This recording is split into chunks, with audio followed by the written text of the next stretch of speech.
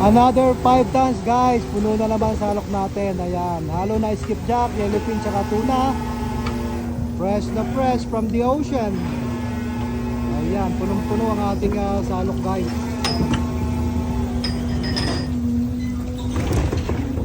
Wow.